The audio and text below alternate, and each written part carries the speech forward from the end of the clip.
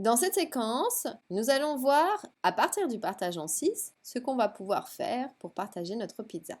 Avant, correspondance, on se souvient, 360 degrés vaut 2π.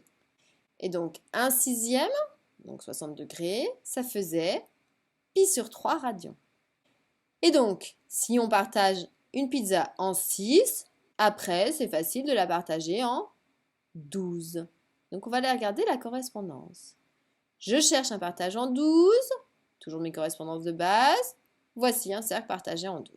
Donc, pour obtenir cela, ça veut dire que chaque partie qu'on avait, elle a été coupée par ce qu'on appelle les bissectrices en 2. Et donc, on aimerait savoir quelle est la mesure d'une part en radians. Donc, faites une pause sur la vidéo, essayez de chercher tout seul, et venez voir si vous avez juste. Si je fais un tour complet, ça vaut 2π. Je fais partage en 12, donc ça vaut 2π sur 12. Règle sur les fractions, 2 et 12, elles ont un multiple commun 2. Je vais donc pouvoir simplifier, il va me rester π sur 6. Vous avez peut-être raisonné autrement, c'est-à-dire qu'ici, on avait π sur 3, on a pris la bissectrice, on a coupé en 2 une part de pizza, π sur 3 divisé par 2, π sur 6. Ça marche également. Donc π sur 6, en correspondance, ça va faire 30 degrés.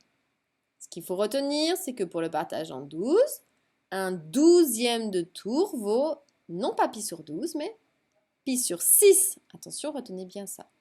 Et on vient de découvrir notre 5e et dernière famille, π sur 6. Il y avait eu π, π sur 2, π sur 4, π sur 3. Donc ici, retenez bien ces 5 familles. Je vous ai dit, ça s'appelle des angles remarquables.